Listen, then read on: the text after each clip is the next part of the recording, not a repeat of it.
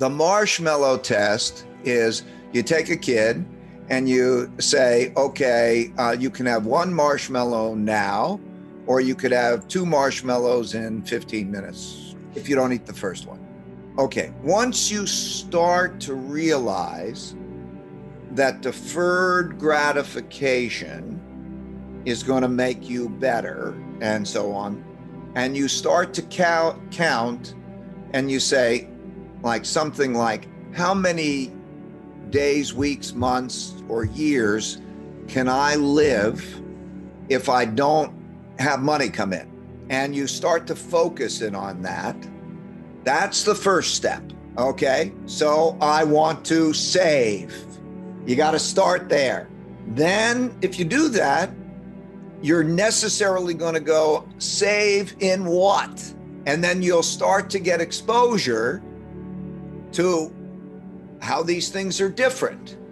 Okay, then you start to care, and then you start to learn, and basically that's what makes the difference.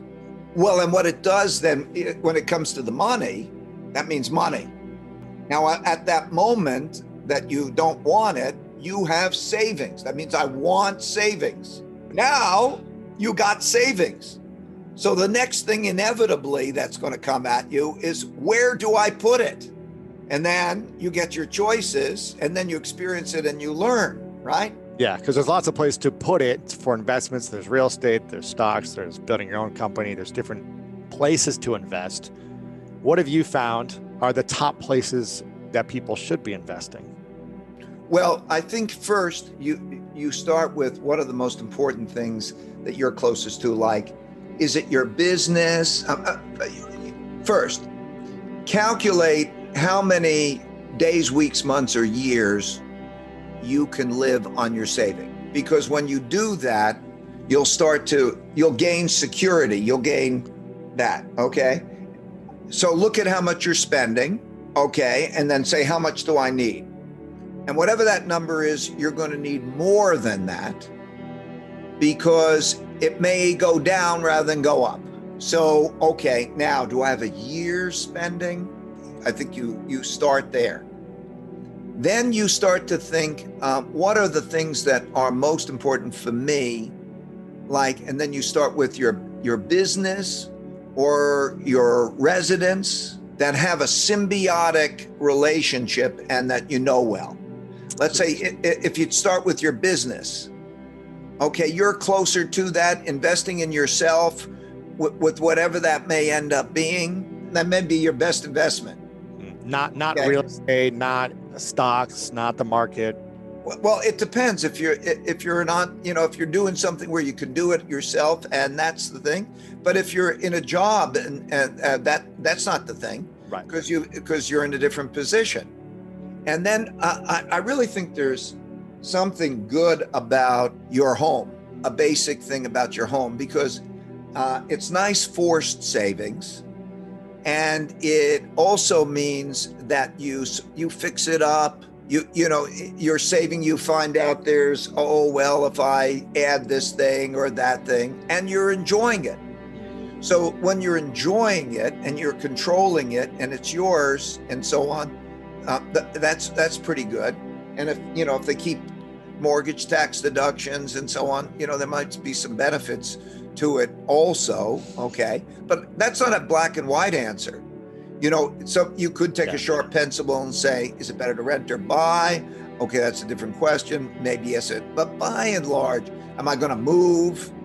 All of those other questions. But so when you start with, okay, what is it that's close to home and how much? You need a certain amount that's liquid.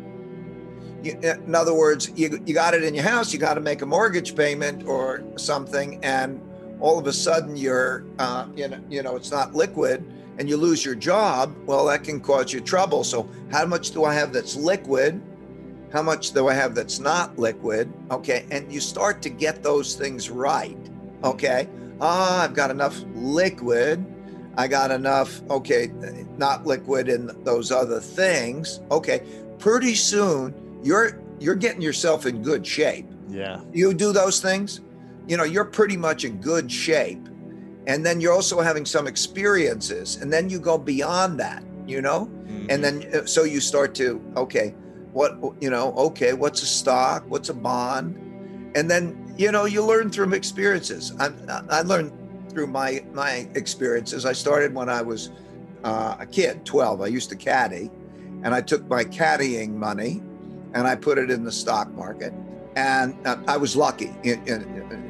What happened to me, by the way, is I took my caddying money and I bought the only company that I ever heard of that was selling for less than $5 a share.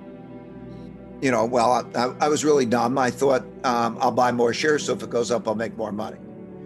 And it was the only company. It was a company that was about to go broke, but some other company acquired it, and it tripled. And I thought, this is an easy game. And I like it, easy money. So, but you experiment and you learn.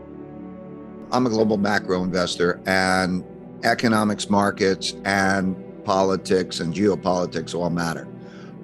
And there were three things that are happening. You pointed them out.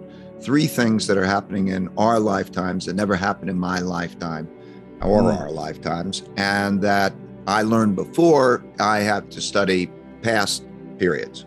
And those three things, as you point out, are the creation of a lot of debt and money. The second is the amount of internal conflict that we're having over money and values and what that's like. And the third is the changing world order with countries like China and Russia competing with the United States in a way that didn't exist before. So back to the point that you're making about that money, it's a basic thing. Everybody agrees we need more money and we need more spending. But if you spend more than you earn, you have to borrow. And that creates debt. But that at first it's credit, so it gives you buying power. But you have to pay it back, and that becomes depressing. And so in order to avoid that, central banks can print money and buy it back, right? But when they do that, that depreciates the value of money. So what we had was a lot of money and credit go out to a lot of people, a lot of buying power. Everybody, when they got it, they thought, that's great. And somehow they seemed surprised that when they spend it, the prices of everything go up. Okay, but the truth is that if you divide the amount of money and credit that's used for spending by the quantity of goods produced, you can calculate, the prices will change. And so that's what's going on. And that's what went on in a giant wave, the Federal Reserve and the government together, a giant wave. And that produced a giant amount of inflation. Is it 8.5% right now? Is that what it is? Yeah, well, it depends. I mean, it depends which number you're using. It's between 7.5 if you use year over year, or if you take the core inflation rate, it's closer to 12 and it's rising. There's some temporary influence, but it's basically because of the amount of spending. You can measure the amount of spending, not because of the bottlenecks. Buying power is what matters, right? And so what happens is when inflation goes up faster than your other sources of income, you lose buying power.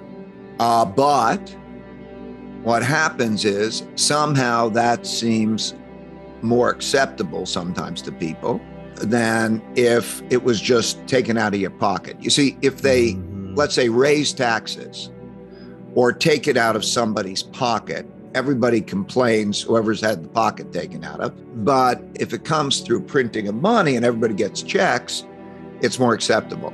But what happens is those who are holding money, like money market funds and bond funds, lose the buying power of that. So think about those bond funds. Those bond funds are like down about 10%, and inflation is up over, let's call it 8%. So they lost 18% of the buying power.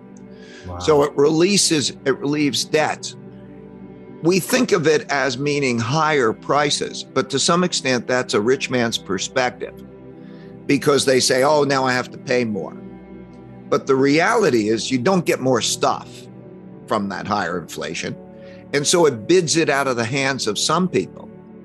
And that hurts the people who don't get it. So that's what's going on. You lose buying power. And so we're seeing a time now where you're going to lose buying power to inflation. And now you're going to see the Federal Reserve also tighten money and credit and raise interest rates. And when they do that, that creates less buying power, because when they say, okay, now you can't spend as much money and the prices are going high, but they do that in their crude way of trying to reduce inflation. But you get it from both ends, the higher prices and then the higher interest rates you have to pay, and the higher debt service costs, and also less availability of money. So it's a squeeze, like the squeeze that happened in the 1970s.